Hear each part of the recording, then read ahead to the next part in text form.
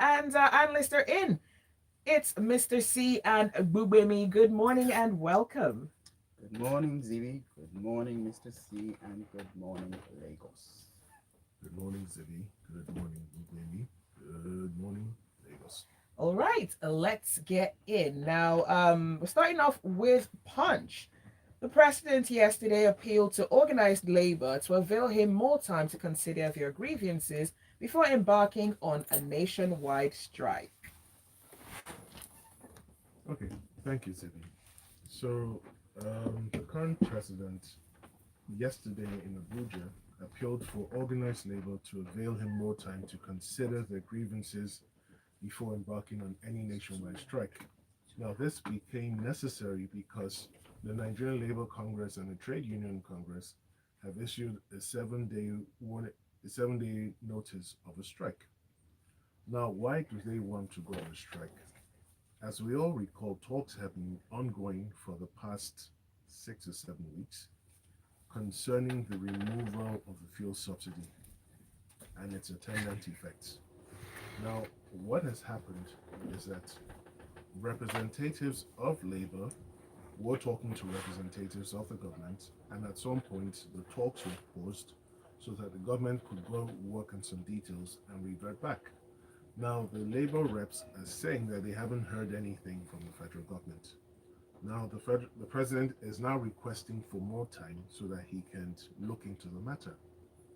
Now, whilst that on the face of it is a fair request, appealing for more time without giving some sort of indication as to how much time is required isn't helpful, because it's hard for the labor leaders to go back to the constituents and tell them that we're waiting for the president to study the matter, because the next question that will arise logically is, how long are we supposed to wait for? Now, since the current president assumed office, the price of petrol has increased twice. And I understand from reliable sources that when the next shipment comes, the price may still go up again, because there are a number of variables that are tied to the price. And one of the variables is the cost of crude oil on the international market. Then you have to factor in your landing costs. So it's in it's seemingly a never-ending cycle, and something has to give. Now, Labour too haven't held themselves out in glory, because they've made some very unrealistic demands, such as requesting that the price of petrol be moved back to 185. That's not going to happen. They've also reportedly asked that the minimum wage be increased to 200,000. Now, that is completely divorced from our reality, because even at 30,000, many states struggle to pay for whatever reason. Nobody in Nigeria, national or subnational level, is in a position to pay the least paid worker 200,000 naira a month. It's not going to happen. Now, if they were to suggest that over time we get there, that might make a bit more sense. But here we are, and there are threats that they will enforce a court order that was made sometime in June, restraining labor from going on a strike. Now, I'm not sure how that is going to play out, because under the labor laws, there's a procedure before embarking on the strike. They issue a notice, present their grievances, and if those grievances are not addressed substantially or completely, then they have the right to go on strike. And at that point, they will shut down the nation, and then you'll be scrambling to go to the courts and to reduce the damage. Now, our economy is still trying to recover, and if we're going to get out of the situation we find ourselves in, we cannot afford another strike. Now, on the back of all of this, we've been regaled with reports where the National Assembly is going to get about 70 billion naira to provide furniture and other things for the members of the National Assembly. Now, in a country where we're told we have to tighten our belts, it's going to be a rough ride. The political class doesn't seem to have gotten that message, let alone understand it. So it's going to be a hard sell to Labour, asking them to wait indefinitely. Something has to give.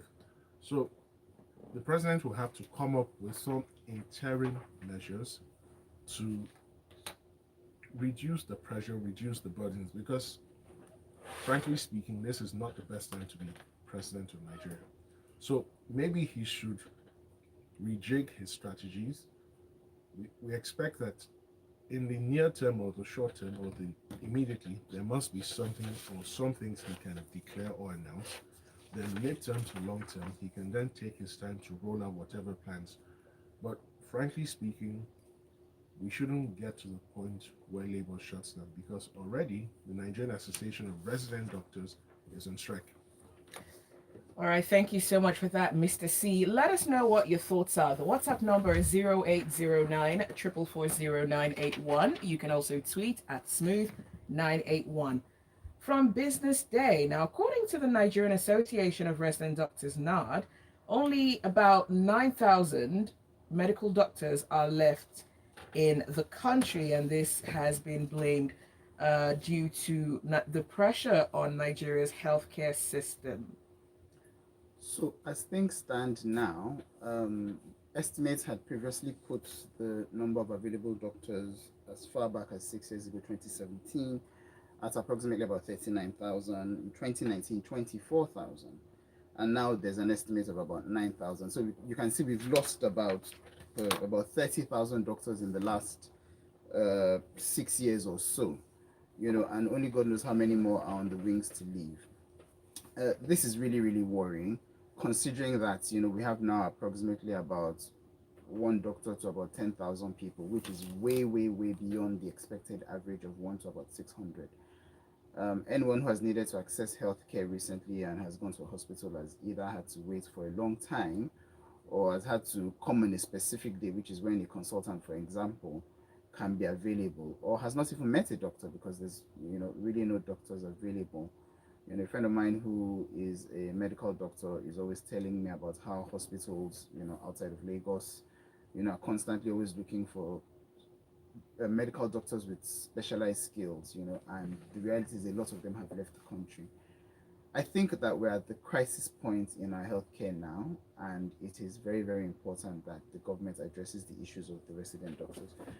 So, what exactly are the issues? They're demanding the implementation of a one-for-one replacement policy for healthcare workers, Medical and Dental Council of Nigeria to discontinue downgrading of the membership certificates issued by the West African Postgraduate Medical and Surgical Colleges, the immediate payment of all salary arrears, I think specifically they mentioned 2014 to about 17, the implementation of the consolidated medical salary structure, a new hazard allowance. Last time I heard, some states were even paying as little as about 500 or 1,500 per day as hazard allowance.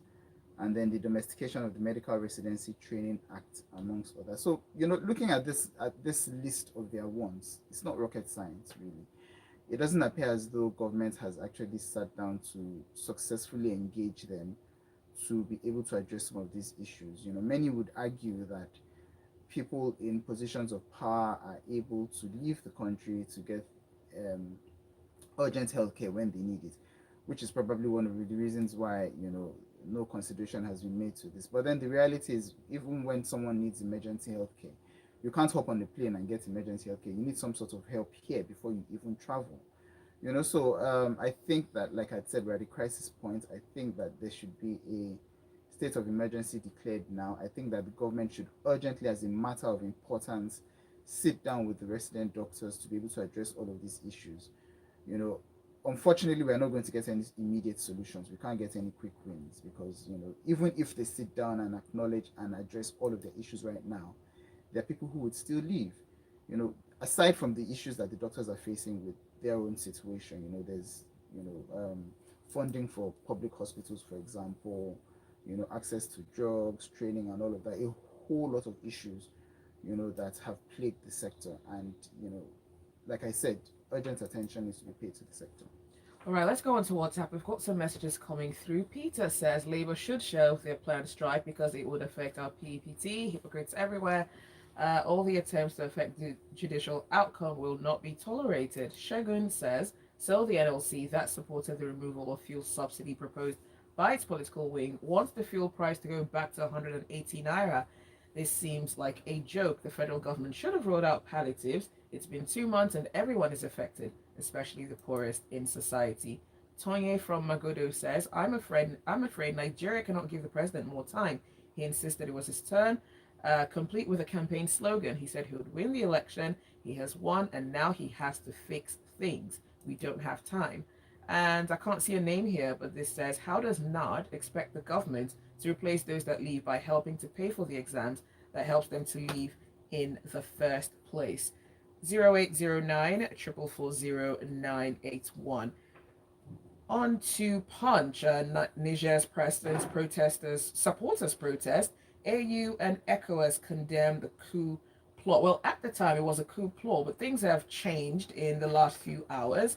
The soldiers have actually gone on to declare a coup on national television. Okay, so thank you, Zibby. So events in Niger over the past 48 hours have proved very interesting. At some point, the president was under guard by members of the presidential guard. But just this morning, less than an hour ago, the full-blown coup has been declared. Now, ECOWAS, the AU, America, the EU, they've all condemned this coup. And why are we taking this story? We're taking this story because Niger is one of our neighbors. And if there's any breakdown of law and order in Niger, it will affect us via Katsina and the neighboring states. Now, what is instructive is the current president, incidentally, is now the chairman of ECOWAS. And in assuming office, in his acceptance speech, he did say that coups will no longer be tolerated. So now is a litmus test. Beyond the talk, it's now time to walk the walk. How are you going to roll back a coup by the army saying that they've removed the president because of unsuccessful attempts at reining in Islamist insurgencies in two parts of Niger and the general economic malaise that is affecting the nation? So it's going to be a very interesting period, and all we can say is we watch and hope, and I would expect the Nigerian security agencies to start to monitor the states that border Niger to ensure that the proliferation of light arms and weapons does not increase during this period. All right, you're listening to Freshly Pressed on Smooth 98.1. The WhatsApp number to send your messages to is 0809 440 do stay with us. The show continues, and we'll take more of your messages and more headlines on the other side.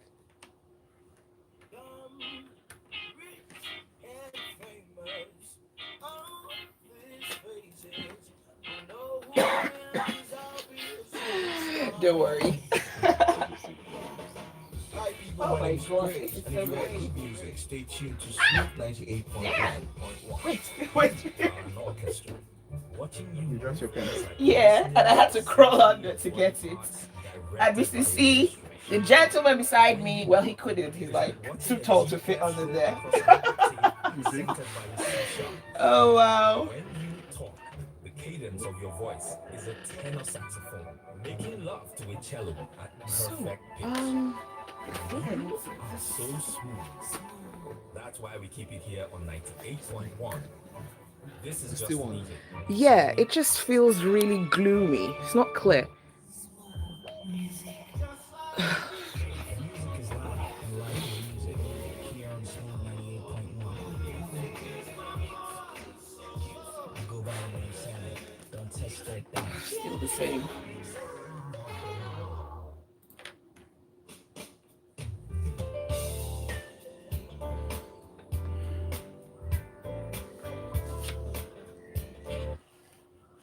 Smooth 98.1, love music, love life. This is Freshly Pressed, and we're still talking about the headlines. 0809 440 From The Nation, 3 people are reported to have been shot dead yesterday when protests abruptly erupted at Ogbete Market in Enugu. And these protests follow the closure of some of the shops of traders by the state government on Monday.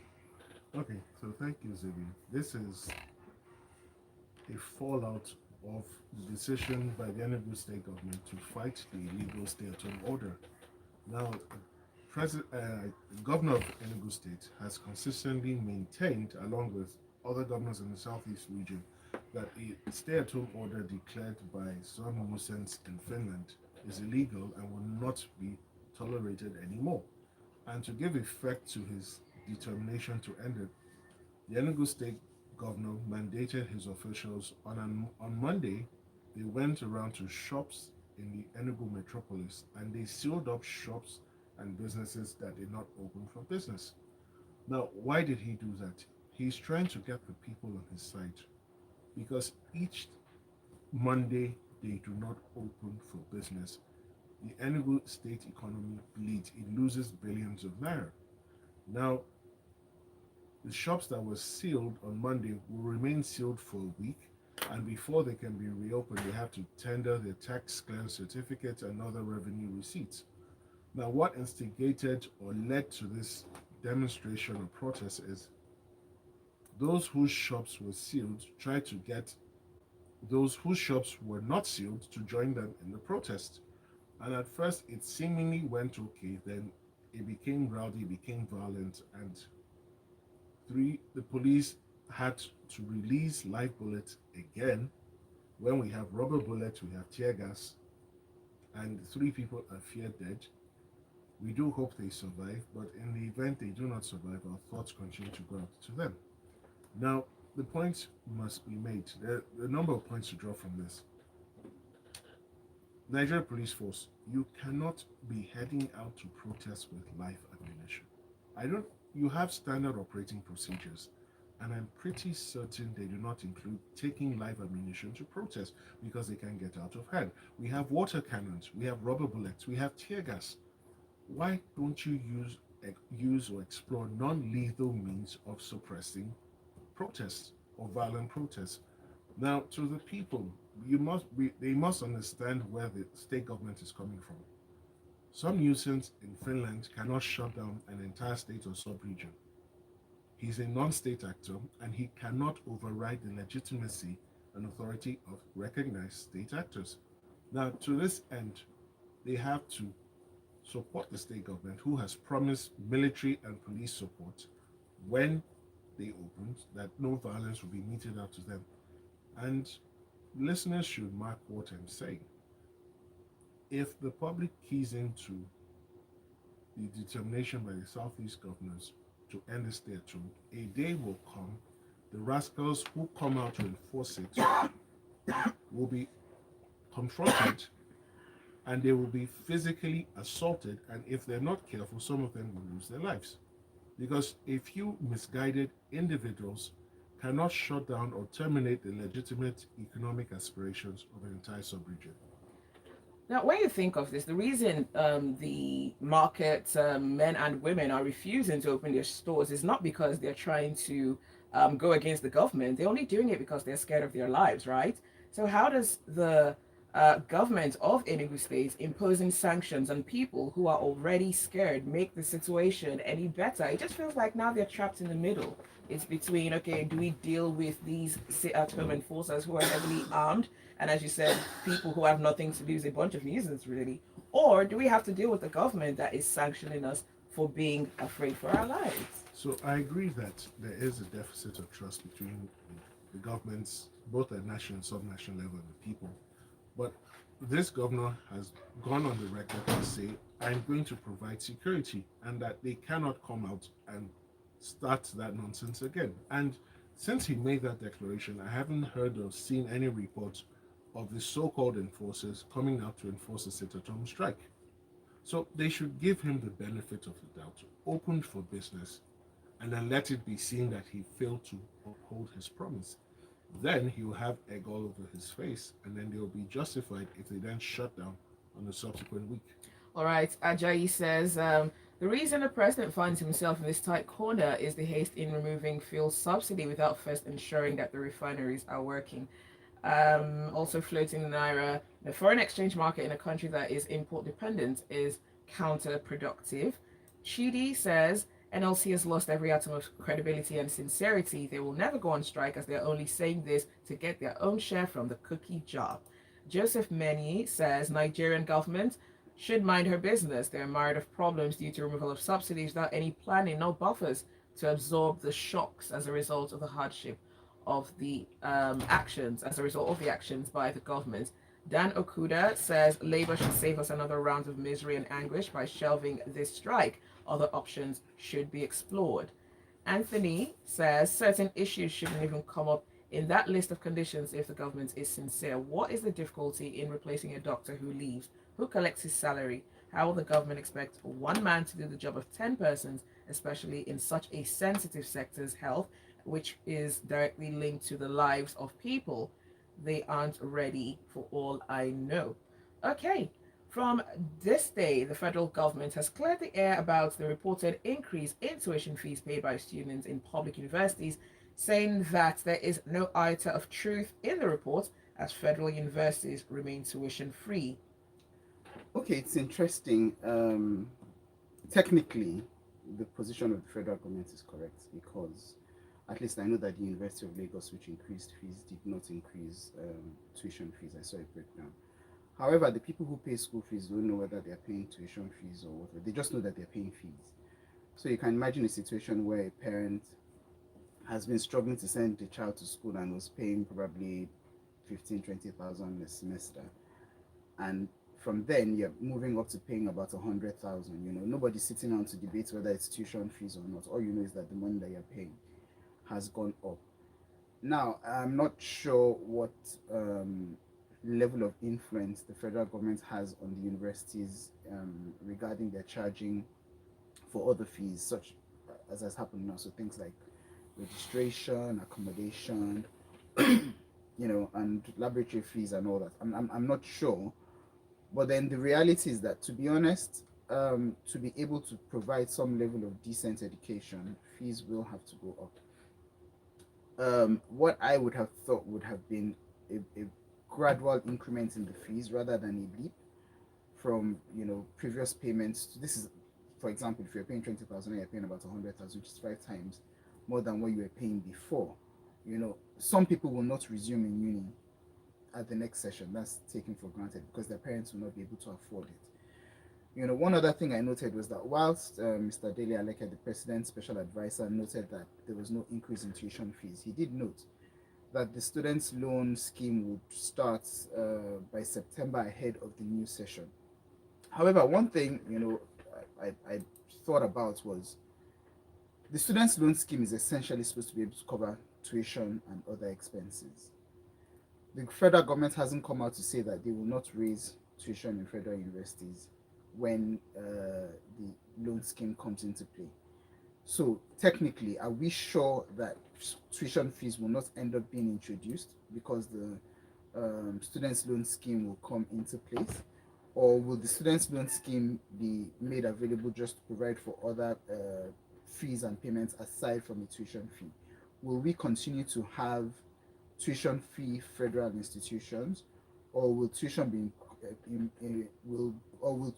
be introduced at some point because a loan scheme is now available? All right, thank you, Gbubemi. Let's go on to some of the messages that we have coming through on WhatsApp. This one is okay. Okay, I need to scroll up a bit more. One came in earlier. I can't find it now, but I'm just going to go on to this. Shagun says, I thought there was a time the word force was removed from the Nigeria police name. Kazim says the Enugu state government is so insensitive to necessities of the people. People will come out on sit-at-home Mondays when they see you have the capacity and you're able to secure their lives and properties on those days. It's common sense. Abbas says, under what law is the governor of Enugu operating on by closing shops and banks? That is an infringement which should be condemned. How has he provided security for the people when IPOB has been threatening them? Let him provide the security first, and he cannot force people to open their shops. Yinka Bolu says, every demand from any group of workers in line with their welfare is justified. However, a bit of wisdom is required in handling these issues, one of which is considering the situation we are in at the moment. The streets are hard enough for doctors to add their own strikes. Have we explored the option of extraditing the nuisance in Finland? Do we have an extradition treaty with Finland? We need to look in that direction. Now Nigeria needs to make a bold statement that we will consider them as being a party to the issues in the southeast if they don't handle Simon. From Punch, the Sub-Saharan Africa Skills and Apprenticeship Stakeholders Network has explained why the Dangote refinery engaged 11,000 skilled workers from India while neglecting youth from Nigeria and other African countries. Now, the reason for this, according to them, is that youth from Nigeria lacked the adequate skills needed to be engaged in the assignments. Okay, thank you, Zibby. This was very interesting and sad news.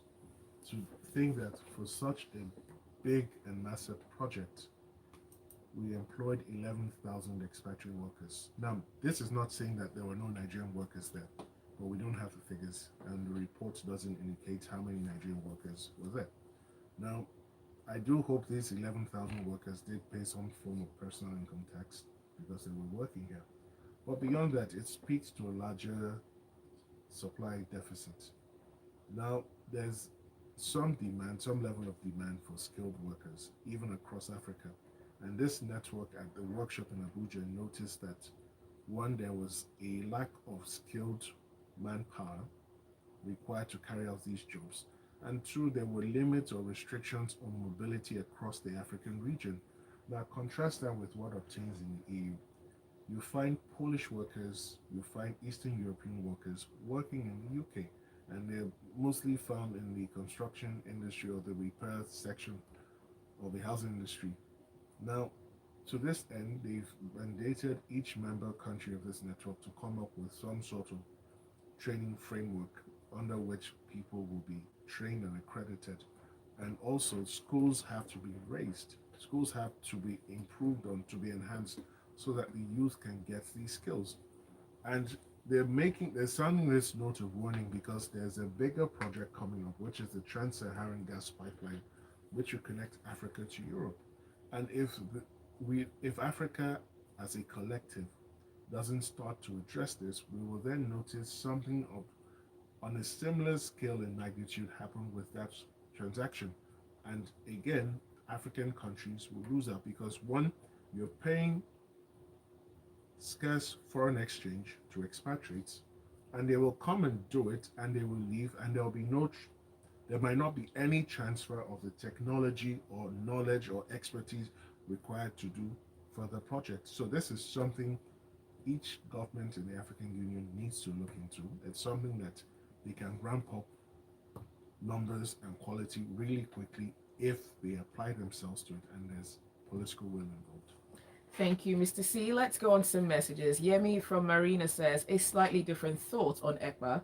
Don't you think his arrest will cause more harm than good? We already have a lot of people who feel disenfranchised due to the arrest of Kanu. I think it might be better to call Ekpa to a table rather than wielding the long stick. God bless Nigeria. What are your thoughts on that? So I think we've partly gotten here because we continue to entertain clowns and miscreants. Every state should have boundaries that it will not cross. The state is the supreme actor. Non-state actors should not be encouraged because when you encourage them, you give them legitimacy and they chip away at your own legitimacy and authority. Why are you entertaining a non-state actor? Is he bigger than the country? Look at what happened in Russia recently.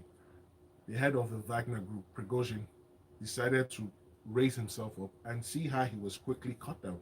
Because the truth of the matter is every serious government will not allow non-state actors to grow to any threatening level. You cut them down immediately. And if this is what we have been doing from the start, right, then they will be very clear that in expressing any agitation, it will be within the boundaries of the law of the country, not within boundaries they set personally. Gbubemi? I agree with him. Personally, I see no reason why we're not at the point of using force, for example, because, at this point in time, the integrity of the nation stands sacrosanct above every other thing. We shouldn't allow miscreants, like Mr. C had said, walk towards disturbing our national unity. This has gone on for far too long.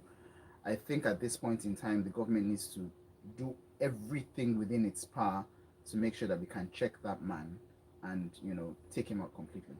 All right, Dakwalawal says, I don't understand. Do Nigerians want to pay for anything at all? Free school, free health, free petrol, etc. We need to be realistic. We've been spoiled by being spoon-fed for so long. Ian says, I think the Enugu state government's being cowardly. How do you force people to disobey a group of thugs that have proven that they have superior power and violence over the government over months? How do you expect them to obey you and open their shops at the risk of their own lives?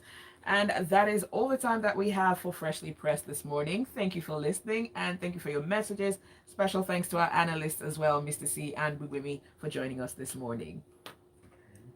You're welcome. Do stay with us. There's a lot more to come on the Smooth Breakfast. Hi, Lagos. My name is Gucci Franklin, and you're listening to Smooth Breakfast. The headlines, the stories, So you said you can't. Is it that Nigeria hasn't even no time to